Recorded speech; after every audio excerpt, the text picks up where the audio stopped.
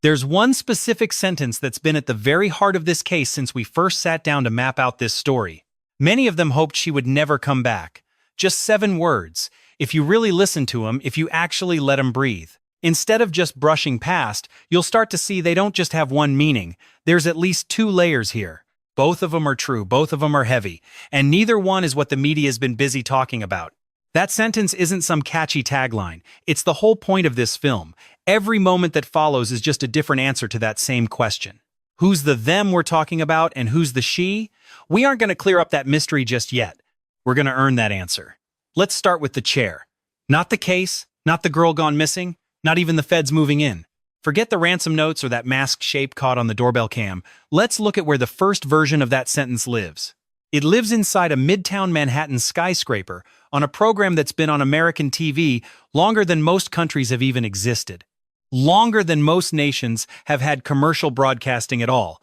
That Today Show anchor desk isn't just a piece of furniture. It's some of the most expensive, high-stakes real estate in the entire American media landscape. The show pulls in nearly $200 million in ad revenue every year, and that's just in its first 2 hours. The person sitting behind that desk isn't just talent, they're the product. The whole money-making machine is built right on top of them. People don't just watch the Today Show as some abstract thing, they watch the person who's sitting at the Today Show. They wake up, flip the same switch, and they expect that same face to be there waiting for them. That expectation isn't just about feelings, it's a habit, a deep psychological routine that advertisers pay hundreds of millions to tap into. So when that seat goes cold, not for 2 days, not for a week, but for 2 whole months, the pressure doesn't just stop. It doesn't back off out of respect for her personal life. It gets worse, because a vacant chair isn't just a missing person.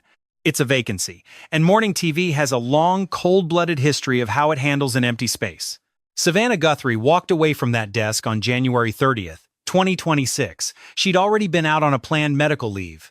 Surgery on her vocal cords was announced back on December 19th, 2025, a normal enough thing that her team even gave her a send-off. She was supposed to be gone for weeks, back for the Olympics, back before the audience had time to get comfortable with anyone else. But on the night of January 31st, her mother was seen for the last time being dropped off at her place in the Catalina foothills of Tucson. By February 1st, Nancy Guthrie was officially missing, and that 2-week medical break turned into a void with no end in sight. That's when the chair started looking real good to people who'd never looked at it before. That isn't an accusation. It's just how the ecosystem works. A lead anchor spot on a flagship show doesn't stay empty. It can't. Not without consequences. It triggers these quiet corporate shifts in how talent is used and what the audience wants. They start rethinking the whole long-term strategy, the stuff executives have been whispering about behind closed doors for years. A sudden opening, even one born out of a nightmare, is still an opening, and those openings get weighed by professionals. People whose literal job is to fill that gap perfectly. It's not being mean-spirited. It's the cold logic of a $200 million product trying to survive without its lead star. The most telling move NBC made in those weeks after Nancy Guthrie vanished wasn't a public statement. It wasn't a press release or how they managed the news on the show itself. It was the phone call to Hoda Kotb. Hoda had left the show back on January 10th, 2025. After 16 years, she'd had the big, proper goodbye. The industry was doing what it does when it wants to honor someone walking away on their own terms. When she walked out of Studio 1A that morning, the professional assumption was that the book was closed. It was over. She was back by February 9th, 2026. Not to visit, not for a highlight reel. She was back to take the desk. Here's why that move tells you more about how NBC saw the situation than any PR spin ever could. You don't bring Hoda Kotb back just to bridge a 2-week gap. You don't pull someone out of retirement for a temporary problem. You bring Hoda back when you need the viewers to feel like everything's fine without them noticing who's actually gone. You call her when you have no idea how long that absence is going to last. It's a very specific, cold-blooded calculation. It's the move of a network that's looked at the facts of this case and seen something they don't like. The higher-ups decided the usual backup crew just wasn't going to cut it for what was coming down the line. Morning TV isn't selling news, it's selling a feeling of home. If the faces change, the trust breaks, and the money dries up. Hoda was the best fix they had for a situation that was rapidly spinning out of their control. NBC was staring down a timeline they couldn't predict. The simple fact they needed her there speaks volumes about just how deep the cracks in the foundation were. That level of disruption exposes exactly what was at stake, both for careers and the network itself. Every single second that chair remained empty. Craig Melvin was right there beside her. He's steady, he's solid, and he's the type of anchor who's careful never to let himself become the headline. That specific pairing, Hoda Kotb's deep connection with the viewers and Melvin's calm, neutral presence, was the most reliable safety net NBC could possibly string together. It was an attempt at stability in the middle of a storm that was anything but. Then the Daily Mail dropped a report, picked up by the Irish Star. People working inside the Today Show offices described the atmosphere during Savannah Guthrie's time away as nothing short of a literal viper's nest. Those same insiders claimed it wasn't just a few people. Many at the network were actually hoping that Savannah wouldn't ever find her way back. Now, you've got to handle a claim like that with caution. Anonymous sources talking to a British tabloid isn't exactly a recipe for ironclad credibility. We're not taking it as gospel. We aren't saying it's a confirmed fact. But we are looking at it as a deliberate, pointed, and very specific report. It's worth pulling apart, because in this business, those words aren't chosen by accident. A viper's nest. That's a heavy phrase to throw around. Even if things were tense, saying people wanted her gone for good, those aren't the kind of words you use for a little bit of office friction. Those are the words of someone describing a place where a colleague's nightmare, a family in total crisis, was actually seen as a professional advantage. Her absence served other people's agendas. The cold logic of a vacant seat and the power it created started to shift the leverage on set. The airtime being carved up was affecting people who were at that very same moment wearing yellow ribbons for the cameras to see. They were putting on a show of solidarity for 4 million viewers, but the shiny surface of morning TV and its dark interior, they rarely match. The whole history of the Today Show and every big morning franchise is really just a history of carefully managed appearances masking the internal rot. The audience never gets a look at these gears turning. It's not just being cynical, it's the harsh reality of any environment where the stakes are this high. Careers here live and die on FaceTime, and that visibility is rationed out by producers. Savannah Guthrie sat at the very top of that mountain. When she left, it wasn't just a hole in the schedule. It was a massive reallocation of power. And in that world, reallocations always produce winners. Sometimes, those winners start to like the circumstances that put them on top. That's our first theme here, the cold, professional side of the story. In this world, hoping she'd never come back means they were banking on that seat staying open just long enough to change the locks. They wanted that vacancy to become their own permanent territory. You don't need to be a villain to feel that way. It's just the job. It doesn't mean anyone was wishing for something terrible to happen to Savannah or her family. It's just the everyday machine of professional self-interest. It's what happens in a cutthroat institution. This kind of drive is so woven into the fabric of big-budget TV that it's almost invisible. Most people on the inside wouldn't even call it hope. To them, it's just an observation of the way the wind is blowing. The seat's open, the situation's dragging on, someone's going to come out ahead, the only real question left is who it's going to be. And that's a question that has a quiet, dangerous way of changing how people act, even if they'd never admit it to themselves. This isn't about being malicious. No one had to actually want Savannah or her loved ones to suffer to benefit from the fallout. It's just the standard operating procedure for self-interest in a competitive world. That's the reality of life inside the network pressure cooker. It's the kind of ambition that's so baked into high-stakes television that people barely even notice it's there anymore. They wouldn't see it as wishing for the worst. It's just seeing an opening. The seat is empty. The clock is still running. The crisis is ongoing, and profit or power is going to fall to someone. The only mystery is whose name is on the check. That's the kind of uncertainty that bleeds into your behavior, shifting your choices before you've even made a conscious decision. But before we dive into the second theme, the one that stretches far beyond Rockefeller Plaza, we've got to look at the human being. We have to focus on the person caught right in the middle of these two worlds. Savannah Guthrie is the heartbeat of this entire tragedy. It's not about Nancy, or the detectives, or the studio drama. It's about Savannah herself. Both versions of this story pass through her. There's no handbook for this. All the media training in the world, the coaching for the tough live shots. None of it prepares you for this. Handling breaking news or an awkward interview is one thing, but being the tragedy everyone else is reporting on, that's a different kind of hell. It doesn't teach you how to be the lead story while you're still expected to sit there and read the teleprompter for someone else. On March 26th and 27th, she sat down for a raw, multi-part interview with Hoda Kotb right there on the Today Show. It was her very first time back on camera since the disappearance, and during that talk, she let slip something that stayed on everyone's mind. She admitted she wasn't sure if her mother had been taken just for the cash. She actually questioned the whole ransom narrative. The thought that a rich family was just being scouted for a quick payout? Well, that might not be the whole story. What she said makes a certain kind of sense, but we're still in the dark. We just don't have the full picture of this case yet. The cops are still digging, and the network is left navigating the fallout of a nightmare that just won't end. She wasn't just talking to hear herself speak. We're looking at a woman who sat in rooms with federal agents, hearing things, details that haven't hit the public record yet. She's being careful, using this deliberate kind of uncertainty to hint that the story we've all been following might have a very different shape underneath. Most of the coverage here has focused on two specific dates. January 31st, the night Nancy Guthrie was last seen, and February 1st, the day she was officially reported as a missing person. But in late March 2026, the Guthrie family made a plea to the Tucson community, asking neighbors to check their security cameras, their old texts, and their own private notes. And buried deep in that appeal were three very specific dates: January 31st, the early morning of February 1st, and the late evening of January 11th.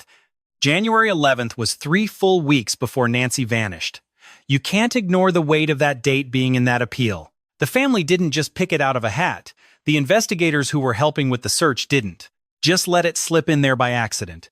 When federal agents ask a community to look back at one night 3 weeks before a kidnapping, it's because the trail they're following leads right back there. Something happened that night that connects directly to the morning of February 1st. What's happening 3 weeks before a crime this complex? Surveillance, scouting the area, and building the kind of blueprint that makes a job like this possible. Whoever walked into Nancy's house that night wasn't guessing. They knew where the cameras were, they knew the hallways, and they knew enough about their target to pull off an operation that didn't involve any guesswork. That kind of knowledge is built, and the feds seem to think the foundation was laid on January 11th, 21 days of planning before the crime. This wasn't some guy seeing an open window. This was a mission with a construction phase.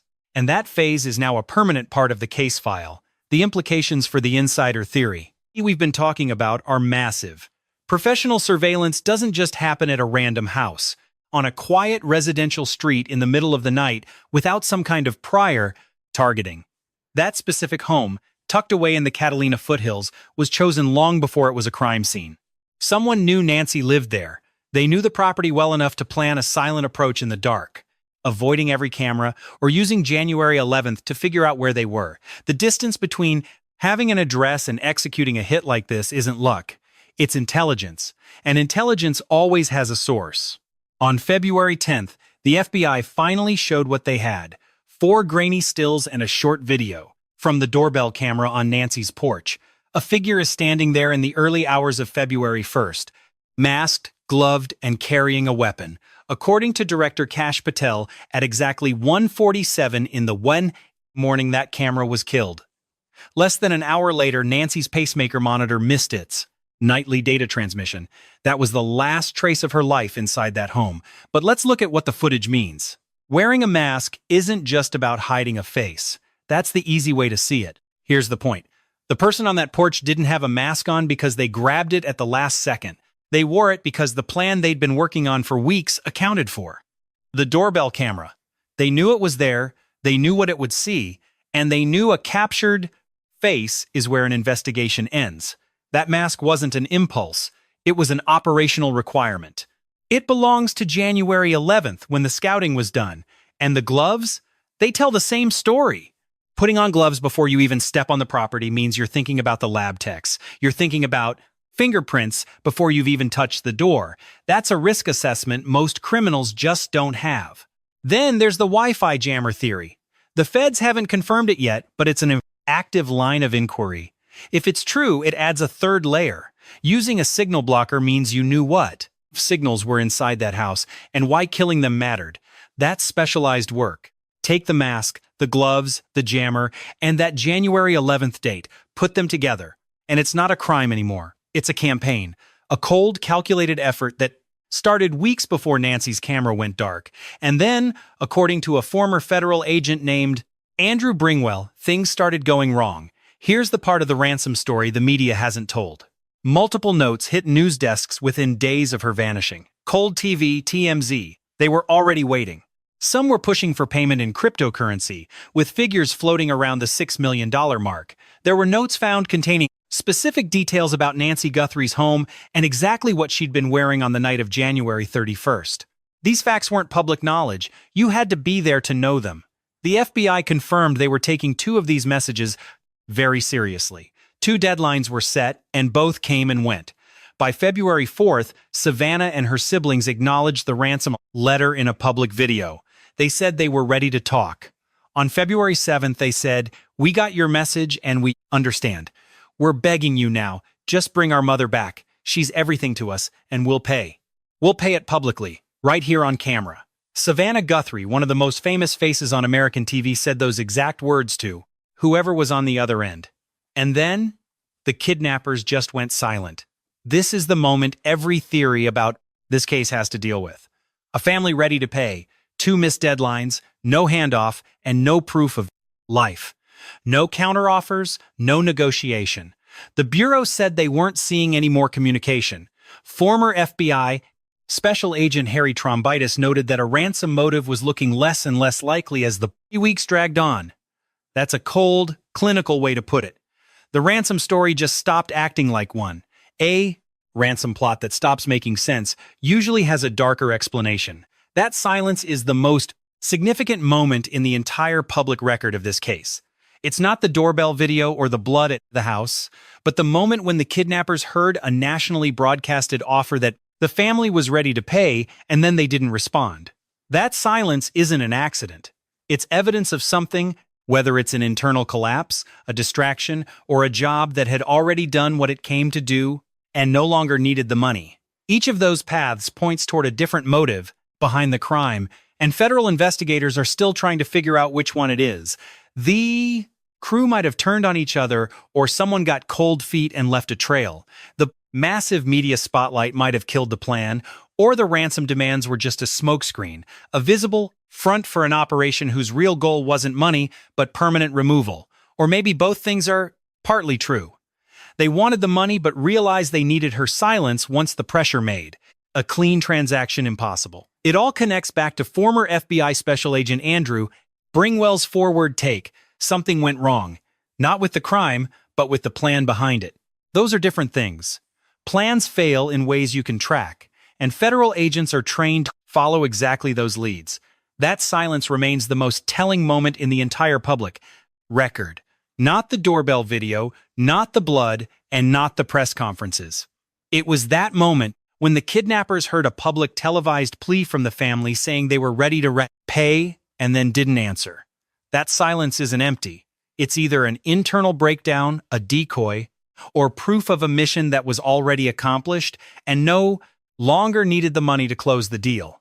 Each path leads to a different truth, and the FBI is still trying to map out which one is real. Former Special Agent Harry Trombitis pointed out that a ransom became less likely as the weeks passed. It's the expert analysis of someone reading that silence the same way. Think about that sentence again. Many hoped she'd never come back. The first them is in a building in Midtown Manhattan. The second is buried in the forensic files of this case in cell tower data and digital trails.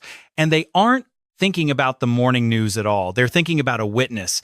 Nancy Guthrie was right there. She heard what she heard and saw what she saw. She knows things in a way only a person who was physically there can know what happened in that house after the camera cut out. That knowledge is the most lethal thing in this case. Forget the forensics or the money. Those just build a circumstantial case. A first-person account from the victim herself? That's something you can't just explain away. For the people who planned this on February 1st, Nancy coming home isn't a relief. It's the end of their safety. Every day she's gone is a day she can't talk. Every day the feds work from data and sell pings instead of her own voice. And as long as she's gone, the truth stays in the shadows. Fight. Think about what that really means in the real world. She was there. She might recognize a voice, or maybe she saw a face. Maybe it happened before the mask went on or just after it slipped. Maybe she heard something or was left with a fragment. Just one fragment of identity turns a theory into a hard fact. No amount of digital evidence can ever replace that human detail. The organizers know it. This is the other them. The them that isn't just hoping Savannah Guthrie never returns to her desk. This is the side that needs Nancy Guthrie to never come back at all. Both versions exist right now, in this same case. They're circling the same family, pulling in one direction through different means. That's why this headline is truly different. This isn't just a headline designed to bait clicks. And the phrasing isn't there to hint at some secret conspiracy. There's no secret plot between the Today Show and the people who took Nancy Guthrie. There just isn't. This sentence highlights the cold truth. One person being gone for a long time can serve several different interests at once. It hits those interests for different reasons simultaneously. The professional world gains from Savannah's empty chair. The criminal world needing Nancy to stay gone doesn't talk to the other side. They don't share any motives. They don't even know the other exists. They're just both pointing in the exact same direction. Savannah Guthrie is the person caught right where those arrows meet. That's what makes this title feel so different. This isn't a headline written just to get views. The sentence isn't trying to imply there's a conspiracy. No conspiracy exists between the Today Show and the kidnappers. There is absolutely no such thing. What the sentence does and what we've been building toward is exposing a very specific, uncomfortable truth. One long absence can serve multiple interests for completely different reasons, all at the same time. The corporate world benefits from Savannah's absence, while the criminal world needs Nancy to never be found. They don't communicate, they don't share goals, and usually, they don't even know the other one is there. They're just both facing the same way, and Savannah Guthrie is the one standing at the center. The public face of the investigation hasn't said much of substance since those first 2 weeks. Some people see that silence and think things have stalled. They're wrong. Federal teams don't talk about progress. They only share conclusions during an indictment, arrest, or formal charge. They don't talk before then. That time between being certain and taking action, that's when they're building. They're building a case that'll hold up before a federal jury. The FBI even moved their command post to Phoenix. That move means long-term planning, not quitting. Sheriff Nanos told NBC they think they know why she was targeted. That isn't just following leads. That's a formal internal conclusion about the motive behind it. Nanos wouldn't say the suspect won't strike again, meaning they've got a handle on the suspect and the motive. The suspect's still out there. The FBI's been back in the neighborhood, asking about neighbors who moved away. They're checking on people who left before she vanished and looking into contractors at a nearby renovation. This is how you narrow the field. This isn't an investigation that's losing its momentum. This is an investigation that's moved past the broad search and into something much more focused. Meanwhile, the blue Honda CR-V Nancy was last seen in is still being held in custody. By mid-March, it was reportedly stripped down and forensically checked at a shop under police watch. The family's been formally cleared. Checking that car is about finding trace evidence, not looking at them. Sheriff Nanos is currently fighting a recall and a no-confidence vote from his own union. The Board of Supervisors is using an old territorial law just to get his sworn reports. The FBI taking the lead isn't an accident. It's the structural fix for all this institutional chaos. There's instability around the local leadership, but the federal team is building their case quietly and methodically. This case isn't being built for the news cycle. It's being built to survive a federal trial. The difference between those two standards is huge. Press conferences only need enough to make a statement. Indictments need enough to survive motions, discovery, and cross-examination. They have to convince a jury. The FBI isn't building for the press. They're building for court, and that means financial records. They're using tower data, car forensics, and behavior analysis. Narrowing the field takes months of work. The silence isn't an absence of progress, it's just the sound of a case. Closing in. Savannah Guthrie's standing in a spot that morning television has simply never seen before. She's the daughter of a woman who vanished, a public face whose every move is dissected for clues. She's a relative navigating a federal case from the inside while trying to return to the spotlight. While she was away, people called that workplace a viper's nest. Her fame's been a heavy burden. That public profile's been both a burden and a tool. As a burden, she can't ever be invisible. Every absence makes a headline. Every return makes 10 more. She can't grieve privately. Her job won't allow it. As a resource, look how fast this went national. It took hours before local cops had even mobilized. You can trace that right back to her name. Feds don't just show up in days for a missing senior. Not in the Tucson suburbs, unless that woman's daughter is one of the most famous faces on television. The sheer scale of the government's response was shaped from hour one by exactly who Savannah Guthrie is. On March 27th, Hoda Kotb announced Savannah would be back on April 6th at an interview's end. This wasn't some polished PR moment. The network let that announcement live right inside Savannah's own deep uncertainty. "I don't know if I can do it. I don't know if I'll belong anymore, but I'd like to try. I'm just so grateful for this family. I see this as my family, my greater family. When times are tough, you want to be with your family. And I want to be with mine. And so I don't know if I can do it. I don't know if I'll belong anymore. I'd like to try." That isn't some corporate communication strategy for a clean, easy comeback. That's the only honest way to frame a return that can't be dressed up because of why she left. The reason she left hasn't been resolved, and everybody knows it. Craig Melvin said she was coming back. He said she wasn't going to let the sadness win. Savannah said her joy would be her protest. Both are framing a return that you can't call a resolution, because it simply isn't one. The case is still active. Her mother's still missing. That second suspect? Still out there, not even indicted. The second suspect is somewhere in that FBI evidence trail. Savannah Guthrie occupies a very lonely position. She was already on medical leave when her mother vanished, with vocal cord surgery already planned and announced. What she didn't plan for was a federal kidnapping investigation running right alongside her own recovery. She's both the daughter of a missing woman and a celebrity whose every movement's being picked apart. They're searching her face for investigative meaning. She's a family member navigating a federal case from the inside. She's a journalist who's got to manage the gap between what she knows and what she can say. She's a woman getting ready to return to an environment that sources called a viper's nest. Her fame's been both a burden and a resource. As a burden, she doesn't get to grieve privately. Her job's made private grief impossible. Every absence makes headlines, and every return just makes more. Every word she says in an interview is checked against the evidence by everyone following this case. As a resource, how fast this became a national story is directly traceable to her name alone. A federal task force doesn't just stand up in days for a missing elderly woman in the Tucson suburbs. It doesn't happen unless that woman's daughter is one of the most recognizable faces in American television. The scale of the response, the FBI, and the million-dollar reward system was shaped by who she is. Whether that actually helps bring Nancy home is one of the big, unanswered questions of this case. We've been building toward this for the whole video. Let's be clear, many of them were hoping. Many hoped she wouldn't ever come back. In the first reading of this, she's just Savannah Guthrie. That them is a group of people inside one of the most powerful morning programs in America. They hoped the anchor seat that opened during a family tragedy would stay empty long enough to become something else. Sources for the Daily Mail use the words "viper's nest." That claim's unverified and single source, but it's specific, and specificity in reporting tells you a lot. It tells you about the temperature of the room she's entering. This is a story about cold ambition. It's about the brutal math of morning TV, where internal wars don't pause for personal tragedy. It's about the shadows. There is what the lens captures, and then there is the talk that happens in the shadows. If you look at it a different way, this story is really about Savannah Guthrie. Them refers to the group that masterminded everything that went down in the Catalina foothills on that night of January 31st. When they said they hoped she'd never return, they weren't just talking about a job. They wanted the only living witness to a federal kidnapping gone for good. Her testimony is the one thing that can turn a pile of guesses into a direct hit. From this angle, the whole situation shifts. It's about being seen.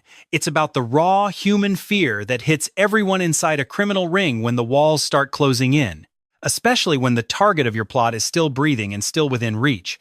It's the massive gap between a few cold fingerprints and the actual voice of a person who was standing right there. Both versions of this story are the absolute truth. They're happening at the exact same time, driven by different players, different hungers, and stakes that couldn't be further apart. Yet they both haunt the same void, the same return, and the one person caught in the crosshairs of both worlds. And here's the reality that most people are too scared to mention. These two stories actually help keep each other's secrets. The professionals love a narrative where Savannah's absence is blamed entirely on the chaos of a criminal investigation. Because as long as the headlines stay on the kidnapping, nobody's looking too closely at the power struggle happening inside the studio. Nobody's checking to see who's sitting in her chair or how they'd feel about being told to get out. Meanwhile, the criminals. They're counting on everyone treating the Today Show drama like nothing more than tabloid garbage, because if the office politics soak up all the public's energy, the actual forensic trail and the behavioral patterns don't get the scrutiny they deserve. But that phrase many of them hoped she'd never come back stops those distractions cold. It doesn't let anyone look away. It forces both ugly truths into the light at once and refuses to let you pick which one to believe. Savannah Guthrie walked back to that news desk on April 6th, 2 months after her mother vanished. There were still no arrests and no suspects. The case hadn't been solved. The criminals hadn't been brought to justice. Nothing was fixed. The people in her professional life hadn't answered for anything either. She went back because she decided she wasn't going to be a ghost, just to make things easier for either of them. She wasn't going to stay away forever. But the investigation? It's far from over. The paper trail proves it. That second group, the ones behind the crime, they're still out there, unindicted and waiting. They're sitting there wondering just how much federal evidence has been piled up against them while they thought they were safe. And the first group, the ones in the institution, they're now forced to look at the woman some of them reportedly wanted gone for good. Both of these fires are still burning. Both of these truths still carry weight, and this story is nowhere near its end. Every single video we've put out has been focused on one goal. We aren't here to just repeat what's already on the news. We're here to actually look at what the record says and be honest about the parts that don't add up. This case involves a real federal probe, ransom notes with private details about her house and clothes, and a masked figure caught on tape. We're talking about verified surveillance footage of a person whose identity is still hidden behind a mask. There's a community alert that flags January 11th, 3 weeks before the actual crime, as a date that truly matters. We have a lead sheriff on the record saying they believe they know exactly why that specific home was targeted. We have reports of colleagues hoping she'd stay away, and a formal investigation into the man who's supposed to be leading this hunt. None of these facts can close the case on their own, but when you put them all on the table together, the picture they form is much more detailed, much darker, and a lot harder to explain away. It's not a finished portrait yet, but it's way more advanced than the version they're selling on the surface. This is the reality we've been tracking since the beginning, and the real answers, they're still coming. We are 58 days into this active investigation, and it's building toward a conclusion that hasn't hit the public yet. If you look at the evidence, the feds are much further along behind the scenes than the official reports would have you think. When this finally lands in a courtroom, when that indictment drops, every single thing we think we know is going to change. This channel isn't here to kill time or entertain. We're here to build the record of what actually happened. And the record in this case is still being written. The silence you're hearing right now isn't peace, it's the calm before the storm. The moment this case finally breaks wide open is coming, and it'll happen when the world is looking the other way. The next chapter is already taking shape in the dark, and when it finally surfaces, no one is going to be ready.